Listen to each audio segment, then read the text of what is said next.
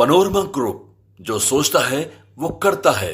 नमस्कार, ये today Bihar news का डिजिटल प्लेटफॉर्म है जहां इस वक्त आप मुझे देख रहे हैं। मेरा नाम है प्रकाश सिंह और आज बात करेंगे बिहार और यूपी के बाहुबलियों के बीच छिड़े लड़ाई की।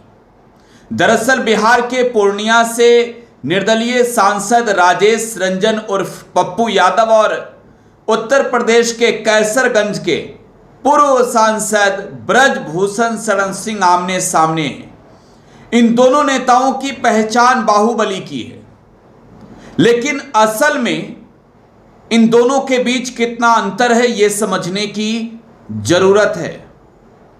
पप्पू यादव बिहार के बड़े बाहुबली नेता कहे जाते हैं, लेकिन इन दिनों सुर्खियों में है कि लॉरेंस बिश्नोई गैंग की ओर से लगातार राजेश रंजन और पप्पू यादव को जान से मारने की धमकी मिल रही है। पप्पू यादव ने ट्वीट करके लॉरेंस गैंग को ललकारा था और इसके बाद से ही लगातार धमकियां मिल रही है। लॉरेंस गैंग के ओर से कहा जा रहा है कि रेस्ट इन पीस कर देंगे। पप्पू यादव को यह कहा जा रहा है कि कच्चा चबा जाएंगे। पप्पू यादव को यह कहा जा रहा है कि हम कर्म और कांड दोनों करना जानते हैं। फेसबुक से लेकर व्हाट्सएप तक लगातार पप्पू यादव को धमकियां ही मिल रही है। लेकिन इन सब के बीच पप्पू यादव ने केंद्रीय गृह मंत्रालय से सुरक्षा बढ़ाई जाने की मांग की। पप्पू यादव ने कहा कि उनकी सुरक्षा बढ़ानी जरूरी है और जेड कैटेगरी की सुरक्षा की मांग अमित शाह को पत्र लिखकर पप्पू यादव ने की है। लेकिन इधर पप्पू यादव के इस लेटर पर जो है वो उत्तर प्रदेश के एक पूर्व सांसद, कैसरगंज के पूर्व सांसद ब्रजभूषण शरण सिंह ने चुटकी ली और कहा कि ये तो बड़े बाहुबली हैं भाई, 3-4 कुंटल के हैं। और इसके अलावा उन्होंने कहा कि अब इनको धमकी मिली तो सुरक्षा मांगने लगे, चुनौती दे रहे थे। तो आपको इस रिपोर्ट में ही हम बताने जा रहे हैं कि ब्रजभूषण शरण सिंह और राजेश रंजन और पप्पू यादव में अंतर क्या है। देखिए, पप्पू यादव बिहार के लिए आज के वक्त में वो नेता हैं, वो बेटा हैं जो आपदा की घड़ी में जनता के बीच सबसे पहले नजर आते हैं। और ब्रजभूषण शरण सिंह वो नेता हैं जिन पर कितने गंभीर आरोप लगे हैं ये किसी से छुपा हुआ नहीं है। यौन शोषण जैसे आरोप ब्रजभूषण शरण सिंह पर लगे। इन्होंने गाना बनाए, दबदबा था, दबदबा है, दबदबा रहेगा। इनकी दबदबा की हवा निकल गई और आज के वक्त में ब्रजभूषण शरण की पहचान देश के एक बड़े हवाबाज नेता के रूप में होती है। लेकिन जब आप ये जानेंगे कि ये ब्रजभूषण शरण जो आज बीजेपी का चोला पहनकर घूम रहा है, इसे डी गैंग का साथी बताया जाता था। ब्रजभूषण शरण सिंह की कई पहचान है। ब्रजभूषण शरण की कई पहचान है, जिसमें यह भी है कि वो जो है वो कुश्ती संघ के अध्यक्ष रहे हैं, पहलवानों को लीड करते थे और उन पर महिला पहलवानों ने क्या क्या आरोप लगाए ये पूरा देश जानता है। ये पूरा देश जानता है कि किस तरीके के आरोप ब्रजभूषण शरण सिंह पर लगे हैं। और आज मैं ये कह सकता हूं कि ऐसे नेताओं को हिजरों का नेता कहा जाता, जिन पर देश के लिए नाम करने वाली, देश की गरिमा को आगे बढ़ाने वाली बेटियां यौन शोषण का आरोप लगाती है। महिला पहलवानों ने दिल्ली में कितना प्रदर्शन किया ये किसी से छुपा हुआ नहीं है। और आज यही वजह है कि बीजेपी ने इनका टिकट काटा, लेकिन भाजपा ने इसके बेटे को ही टिकट थमाया कैसरगंज से। यह ब्रजभूषण शरण सिंह दबदबा वाला खुद को बनता, लेकिन दाऊद गैंग से इसके क्या रिश्ते रहे जरा एक बार समझिए। फिर मैं आगे पप्पू यादव पर भी आ रहा हूं, बयानों पर भी इनके आ रहा हूं। इन्होंने तो कहा कि भाई 3-4 क्विंटल का है। मैं कहता हूं कि वेट मशीन पर तौल ली जाए तो ब्रजभूषण शरण सिंह की भी जो वजन है वो कम नहीं होगी। और हवाबाजी तो पूछिए नहीं। शाम को गाना, दिन में गाना रिलीज होता है इनके ओर से, दबदबा था, दबदबा है, दबदबा रहेगा, और शाम तक इनकी दबदबा टाएं टाएं फिस हो गई। ये ब्रजभूषण शरण सिंह की असली औकात है। और इनकी धमकियों पर भी आते आगे, सुरक्षा पर भी बात की उन्होंने भी आते। लेकिन पहले दाऊद गैंग से इनके रिश्ते को समझ लेते हैं। एक वाकया है 24 अक्टूबर 1993 का। दिल्ली में जमा मस्जिद के इलाके से 2 आतंकी गिरफ्तार किए गए और एक गिरफ्तारी सीबीआई ने की। नाम था अहमद मंसूर और सुहेल अहमद। इन 2 आतंकियों को गिरफ्तार की गई और यह बताया गया कि ये दाऊद गिरोह के सक्रिय सदस्य थे, एक्टिव क्रिमिनल्स थे। ये इन्हें आप टेररिस्ट कहिए, आतंकी थे, ये दाऊद के लिए काम करने वाले। और आपको यह भी बताएं कि जब मुंबई में सीरियल ब्लास्ट हुए थे तो सीबीआई ने पाया था कि डी गैंग के शूटरों को शामिल इन दोनों आतंकियों को नई दिल्ली के सफदरगंज डेवलपमेंट एरिया में एनटीपीसी के गेस्ट हाउस में आश्रय दिया गया था। एक कांग्रेस के मंत्री का नाम आया और यह भी मामला बातें सामने आई कि ये ब्रजभूषण शरण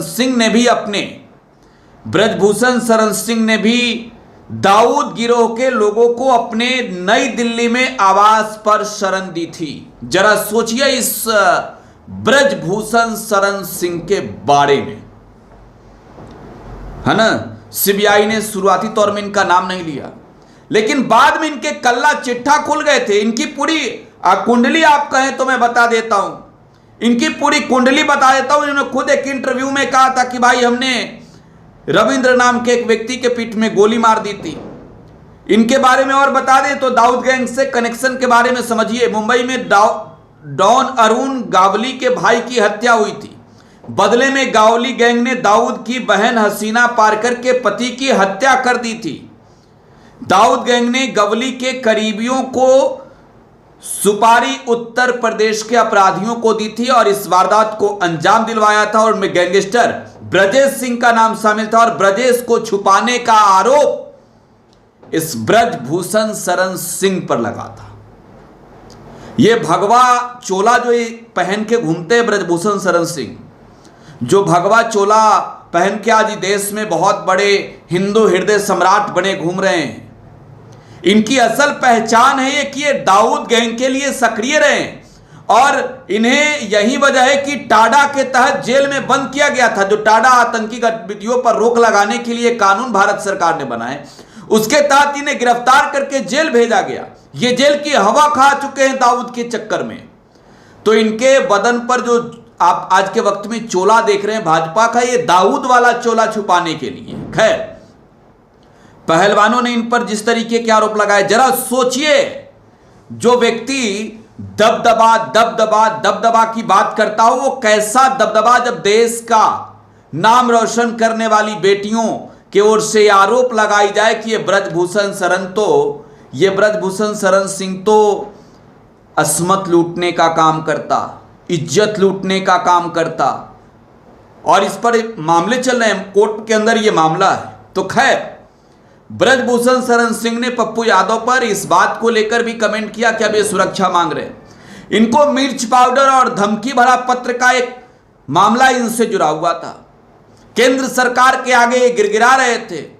अंततः 2022 में इन्हें वाई कैटेगरी की सुरक्षा मिली।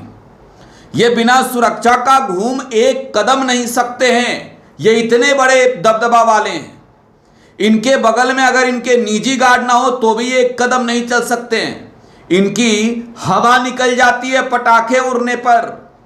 ये दाऊद के लिए तो नाम फेम का हासिल कर चुके, जेल खटकर आ चुके, लेकिन असल में ये हवा बली हैं, ये माहौल बनाते हैं। खैर, अब आगे आते हैं। वजन हो गई, बात हो गई। पप्पू यादव और इनमें तुलना कर देते हैं। पप्पू यादव बिहार के पूर्णिया से जितनी बार निर्दलीय चुनाव जीते हैं, ब्रजभूषण शरण सिंह के नाम पर वो रिकॉर्ड नील बट्टा सन्नाटा है।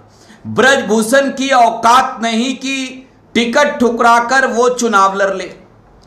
पप्पू यादव ने 2024 में ही राष्ट्रीय जनता दल का टिकट ठुकरा दिया 2 सीटों पर। मधेपुरा से टिकट मिल रहा था और पप्पू यादव ने फैसला किया कि वो पूर्णिया से ही लड़ेंगे और पूर्णिया से लड़े भी, जीते भी। पप्पू यादव की एक पहचान बिहार में है। भले बाहुबली की बात कीजिए तो पप्पू यादव जो है इनके दादा परदादा से बड़े बाहुबली होंगे ब्रजभूषण शरण सिंह के। मैं इस बात से कतई इत्तेफाक रखता हूं और मैं कहता हूं कि बिहार में एक वक्त था, एक दौर था जब ब्रजभूषण जैसे लोग भी जो है वो पप्पू यादव के सामने कुछ नहीं थे।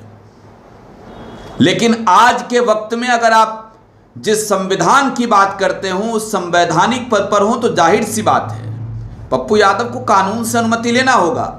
इस बीजेपी सांसद के बयान ने बताया कि देश में कैसे लॉरेंस गैंग को ये प्रमोट कर रहे हैं। लॉरेंस बिश्नोई और उसका गैंग सलमान खान से इस वजह से बदला लेना चाहता है कि जिस जीव की वो रक्षा करने के लिए उसका समाज जाना जाता है, बिश्नोई समाज की जो पहचान है। सलमान ने गलती की तो माफी मांगे। लॉरेंस अपराध के वक्त में, आज के वक्त में जो है वो देश ही नहीं बल्कि विदेशों में भी सुर्खियों में है। और लॉरेंस जैसे लड़के को प्रमोट करने वाले बीजेपी के सांसद जैसे लोग हैं, चाहे वो गिरिराज हों या फिर वो ये दबदबा वाले ब्रजभूषण शरण सिंह हो। लॉरेंस बिश्नोई खुद ये चाहता है कि वो इस अपराध के दलदल से निकले। उसने एबीपी न्यूज को इंटरव्यू में बताया कि वो इस दलदल से निकलना चाहता है, लेकिन ऐसे लोग उससे प्रमोट करके उसको, उसके अपराध को, कृत्य को आगे बढ़ाकर उसे और भी बड़ा अपराधी बनाना चाहते हैं। पप्पू यादव की पहचान बिहार में गरीबों के मसीहा के रूप में होती है। बिहार में पप्पू यादव ने पहचान बिहार के गरीब तबके के लोगों के बेटे के रूप में बनाई है। आपदा की घड़ी में सबसे पहले खड़े नजर आने वाले नेता पप्पू यादव हैं। ब्रजभूषण शरण सिंह पर जो आरोप पहले थे, आज उन आरोपों में इस तरीके का इजाफा हुआ है कि ब्रजभूषण शरण सिंह जो है वो दबदबा दिखाते हैं। दबदबा के नाम पर आज भी जनता को डराते हैं और बीजेपी का चोला पहनकर वोट मांगकर जीत जाते हैं। मोदी का चेहरा ना हो तो इन्हें जिला परिषद का चुनाव जो है वो जीतना मुश्किल हो जाएगा इनके लिए। ये ब्रजभूषण शरण सिंह की कुंडली थी और पप्पू यादव की तुलना।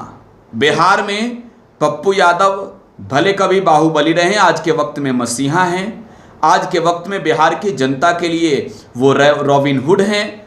और ये ब्रजभूषण शरण सिंह आज के वक्त में देश की जनता के नजरों में देश का नाम रोशन करने वाली महिला पहलवानों का अस्मत लूटने का आरोपी है।